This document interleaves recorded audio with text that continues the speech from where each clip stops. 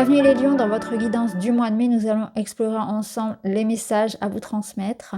Ici, nous aurons le thème du mois. Ici, le domaine, on va dire, plutôt matériel, tout ce qui va être l'argent, le travail, l'activité, le quotidien. Ici, le domaine du cœur, le domaine psychologique, relationnel. Ici, l'avertissement, le conseil et le mot de la fin. Alors, on y va.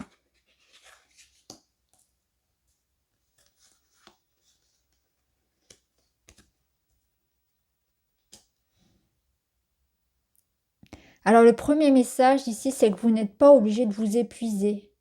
Il est question ici de prendre conscience de ce qui dans votre vie vous draine et pourrait être changé. Alors c'est vis-à-vis d'une situation, peut-être que vous tirez un petit peu trop sur la corde, que vous avez trop de responsabilités, que vous voulez trop faire tout seul et que vous n'êtes pas en mesure de demander de l'aide ou de déléguer.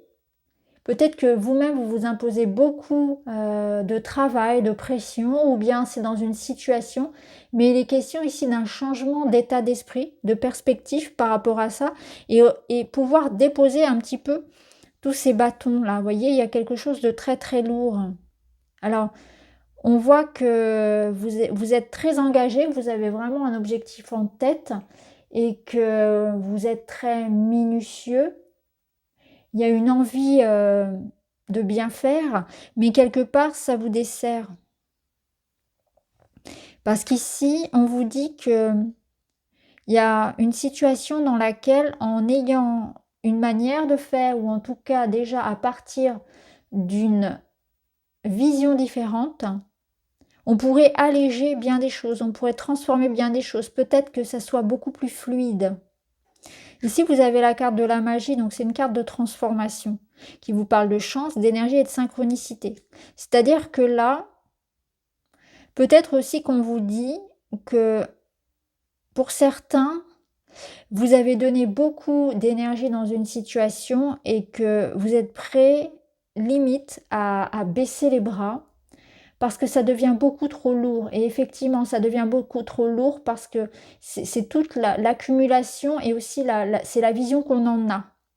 Peut-être qu'en changeant la manière de voir cette situation, ce serait beaucoup plus léger. Je pense que là, on vous dit qu'il y a des situations dans lesquelles vous pouvez, rien qu'en changeant votre vision, créer un espace où on peut souffler. C'est-à-dire, par exemple, aller trouver de l'aide. Vous organiser autrement. Bon, j'ai pas d'autres exemples parce que j'ai pas de cas précis, mais en tout cas, il y a des bâtons qu'on peut déposer facilement si on regarde différemment la situation. Peut-être que pour d'autres personnes, ça vous dit que là, vous êtes en train de mener à bien quelque chose et vous êtes tout près de la réussite. Il manque plus grand-chose ici. Mais quelque part, vous vous demandez est-ce que ça en vaut vraiment la peine. Donc parmi vous, il y a des personnes qui se demandent est-ce que ça vaut vraiment la peine de se battre pour ça. Et là, la vie va vous répondre. Posez-vous vraiment la question parce que j'ai l'impression qu'ici on vous dit si tu communiques avec la vie, elle va te répondre. Donc oui, vous allez avoir des confirmations. Donc dans certains cas, bien sûr, ça va être un grand oui. Vous allez avoir des confirmations que oui, ça vaut le coup. Je vous cache pas que peut-être que dans d'autres situations, eh bien la vie vous dira non, effectivement, tu n'es pas obligé de donner autant, ça n'en vaut pas la peine. Ou en tout cas, la vie va vous permettre d'une redirection ou un allègement, comme je vous l'ai dit tout à l'heure. Mais ce qui est sûr, c'est que si vous posez vraiment la question, là, si vous êtes épuisé, si vous ne savez pas si vous devez continuer, si ça en vaut la peine, eh bien, la vie va vous répondre. Donc, soyez observateur des signes si vous vous posez vraiment la question. On va voir dans la matière. Bon, on a plutôt quelque chose de positif. Dans la matière, j'avoue que là, la réponse, ça serait plutôt positive, dans le sens, est-ce que ça vaut le coup de continuer?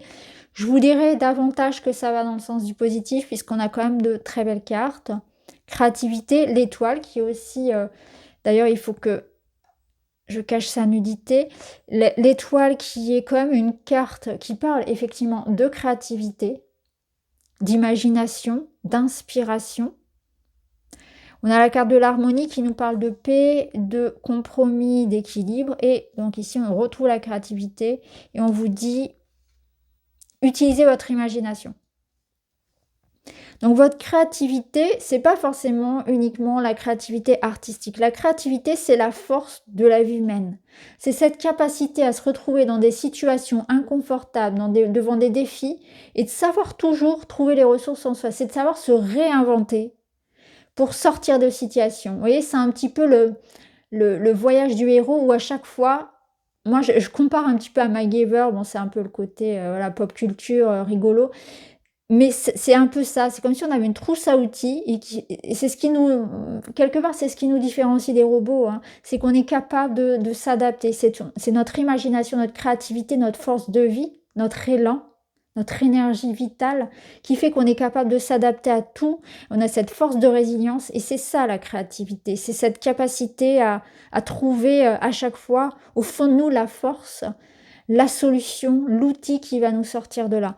Et là, c'est vraiment ça. Je pense que ça passe aussi quand même par un temps de calme. C'est dans le calme, c'est dans le silence que veut venir les choses. C'est en arrêtant d'être dans la force, en forçant.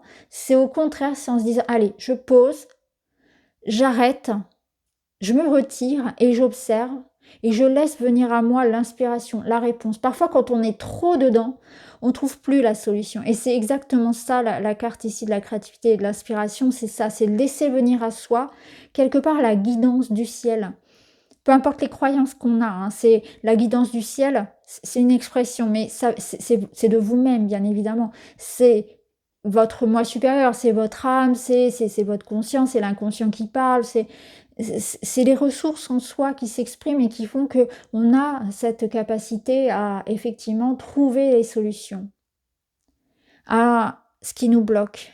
Alors, la carte de l'étoile, c'est quand même une carte particulière parce que elle se trouve entre la tour et la lune et elle nous dit que c'est quand même un temps un peu de désillusion. Donc c'est pas forcément une carte facile parce que c'est aussi une carte qui nous met face à de la vérité, face à quelque chose qui n'est pas possible. Donc elle vous confronte aussi à certaines options que vous devez abandonner. Et c'est ça aussi la vérité nue de l'étoile, c'est de se confronter à des options que l'on doit abandonner. Un petit peu comme, pour ceux qui connaissent, un peu comme dans le set de coupe. On se confronte à finalement, voilà, on doit faire des choix. On doit se rendre compte que ça marche pas, je dois arrêter. Ça, non, c'est pas possible, c'est pas réalisable. Donc on revient dans quelque chose de très pragmatique et on met tout son énergie au contraire dans ce qui est essentiel. Vous voyez, avant l'étoile, on s'était un petit peu perdu dans quelque chose qui peut-être partait dans tous les sens, d'où l'épuisement. Et là, on revient à quelque chose de plus essentiel. Donc dans le domaine quelque part de la matière, c'est être plus précautionneux, plus rationnel, plus pragmatique dans les dépenses, dans la vision du projet. Mais ça peut être aussi, tout dépend de votre situation, bien évidemment, c'est aussi une carte qui vient vous donner ici plein d'idées, plein de ressources, c'est l'énergie qui revient, l'inspiration, donc il y a aussi comme un regain d'énergie. Bien sûr, on l'a vu, il ne faut pas s'épuiser, parce que voilà, il y a aussi cette notion-là de peut-être parfois s'oublier.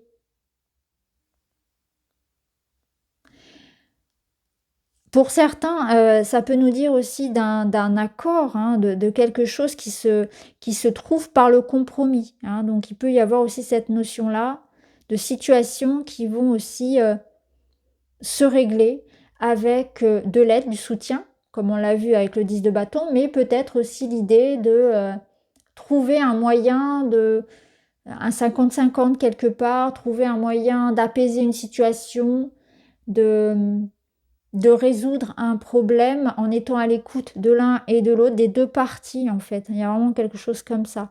Ça peut venir nous dire que c'est une carte de protection en fait sur votre situation matérielle. Alors dans le domaine du relationnel,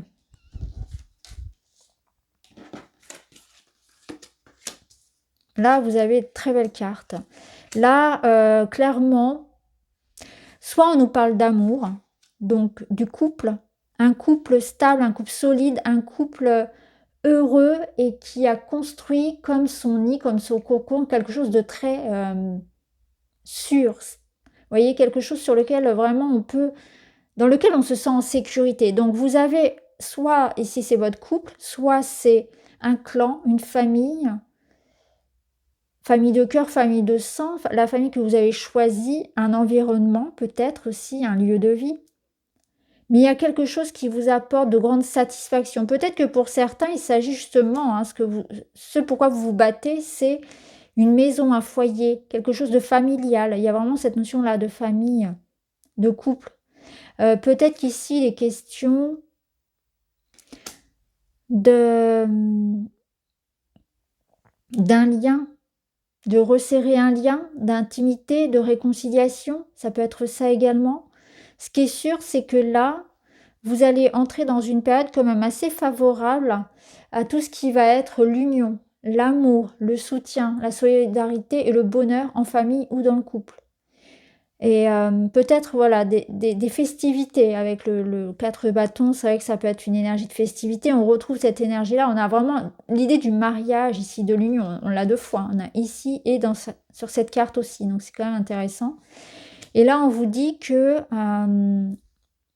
la réponse que vous cherchez est bien plus près que vous ne le pensez. Donc là, quelque part, l'issue, la réponse est là. Peut-être que ça vient aussi vous confirmer comme une intuition et que par synchronicité, parce qu'on parlait tout à l'heure de synchronicité, ce tirage vient vous confirmer une question que vous aviez par rapport à votre couple, à une personne, à une situation. Donc là, c'est un grand oui sur votre question personnelle concernant un engagement, une union, quelque chose qui en tout cas rend heureux et apporte de la sécurité. Alors, l'avertissement. Ne vous épuisez pas. Vous voyez, ici, là, il est sorti inversé. C'est notre 8 de Pentacle, c'est celui qui vraiment est dans le dévouement, qui s'acharne, qui est même trop perfectionniste, dans le détail, qui ne laisse rien passer. Et là, on vous invite vraiment à faire en sorte d'être présent, mais de ne pas non plus être trop dur et de ne pas trop en faire. Et c'est exactement, si vous voulez, cette énergie du 10 de bâton qui vous portait ici jusqu'à l'épuisement, jusqu'au burn-out presque pour certains. Donc attention à pas trop en faire, attention à ne pas être trop exigeant envers vous-même, envers les autres.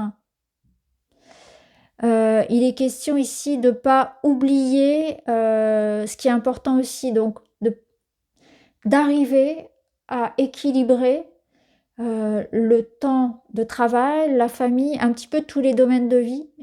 C'est faire en sorte de ménager sa monture pour ne pas avoir des moments où l'énergie est là très forte et puis à d'autres moments où vous voyez, où on est complètement épuisé. C'est savoir aussi un peu gérer son énergie, son temps, ses ressources. C'est une bonne gestion.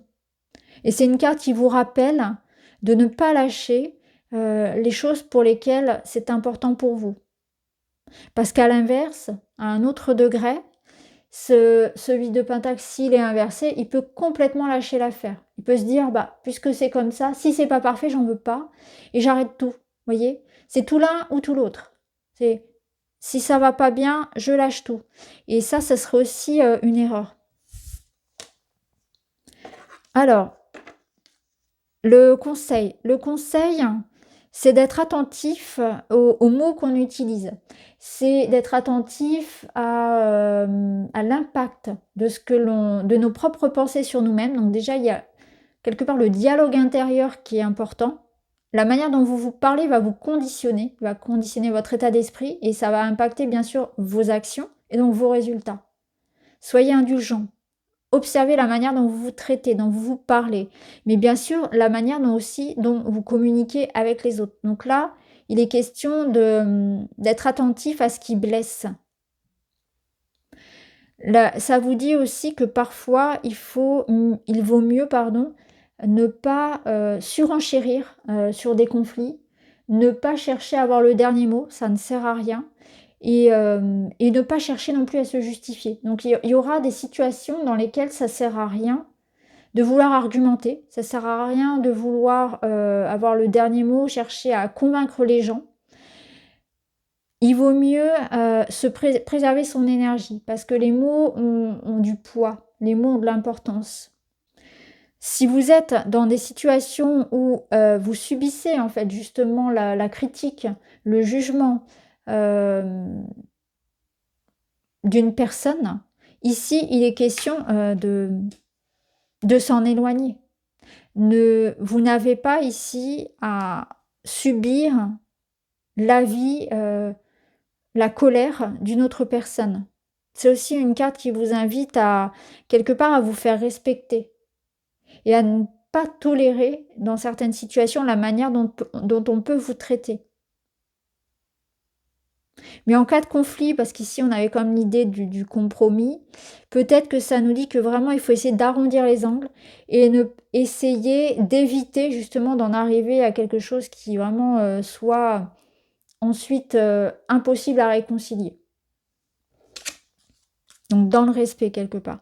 Je mets fin à un comportement fusionnel, le 2. Pour éviter de m'isoler et de me limiter, je mets une distance saine, physique ou émotionnelle, vis-à-vis d'une relation, je redeviens moi. Alors là, on vous parle d'une énergie, je mets fin à un comportement fusionnel. Donc il y a une notion d'espace entre les deux personnes, de ne pas vivre pour l'autre, donc de ne pas être dans la codépendance, mais de garder une distance juste, saine, pas trop d'isolement et en même temps ni la fusion, donc ni la fusion et ni l'isolement, pour trouver la bonne distance, la bonne liberté dans la relation et qu'elle puisse vivre sans étouffer l'autre et sans se perdre non plus. C'est vraiment le juste milieu entre les deux. C'est arriver à concilier quelque chose ici.